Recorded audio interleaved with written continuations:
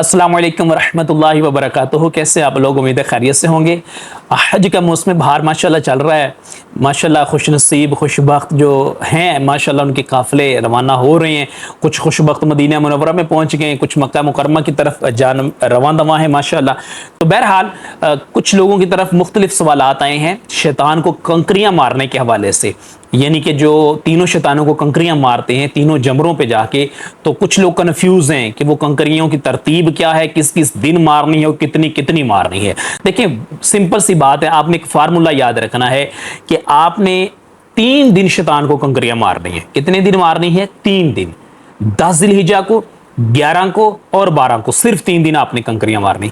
पहले दिन 10 जिलहिजा को जब आपने आना है, बड़े शैतान को सिर्फ कंकरी मारनी है, बाकी 2 शैतानों को नहीं छेड़ना, उनको तंग नहीं करना, उनसे बात भी आपने नहीं करनी। सिर्फ बड़े शैतान को आके आपने 7 कंकरियां मारनी है। उसके बाद आप कुर्बानी करवाएंगे, हलक करवाएंगे, हराम की पाबंदियों से आप आज़ाद हो जाएंगे, फिर आप तवाफ़ुज़ ज़ियारा वगैरह के लिए जाएंगे। बहरहाल 10 जिलहिजा को आपने सिर्फ बड़े शैतान को कंकरी मारनी है, बाकी 2 शैतान जो है उनको कंकरी नहीं मारनी। तो 11 और 12 जिलहिजा को ये 2 दिन जो आपने वहां पे क्याम करना है, इसमें सिर्फ आपने 2 दिनों में एक एक ही काम करना है कि आपने 11 और 12 2 दिनों में आके तीनों शैतानों को कंकरियां मारनी होगी। अब ये कितनी कंकरियां मारनी है? 7 कंकरियां आपने मारनी तीनों शैतानों को।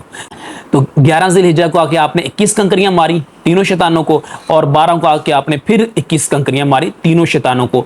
इस तरह आपकी टोटल 49 कंकरियां आपने मारी हैं 3 दिनों में शैतानों को। पहले दिन तो आपने एक को ही मारी है, दूसरे तीसरे दिन आपने तीनों शैतानों को मारी है। तो ये जो है इसका तरीका है और सिंपल है, कोई इसमें रॉकेट साइंस नहीं है, कोई मुश्किल नहीं है।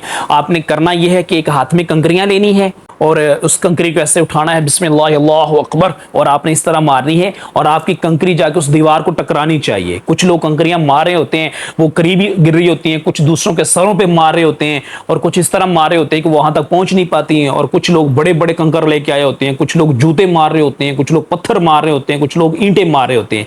तो इन सारी चीजों से आपने वहां पे बचना है। आपने करना यह है कि जब आप वकूफे मुज़ल्लफ़ा करेंगे तो वकूफे मुज़ल्लफ़ा की रात में आपने वहां से एक बोतल ले लेनी है, ½ लीटर बोतल के अंदर आपने कंकरियां वहां पे जमा करनी है। आपने करनी है बेसिकली 49 आपको रिक्वायर्ड है, तो आप 70-80 कंकरियां उसमें भर लें और उसका साइज होना चाहिए खजूर की गुठली के बराबर।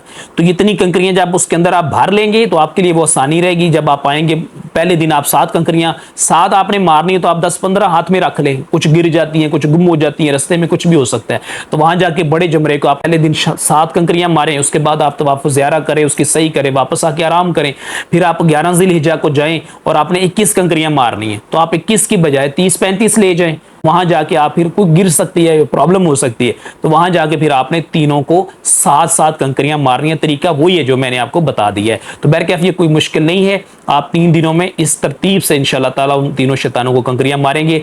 अल्लाह ताला हम सबको बार बार हज बैतुल्लाह की सआदत नसीब फरमाए, बार बार रोज़ा रसूल सल्लल्लाहु तआला अलैहि वसल्लम पे हाजिर होकर कसरत के साथ दुरूद व सलाम पढ़ने की भी सआदत अता फरमाए।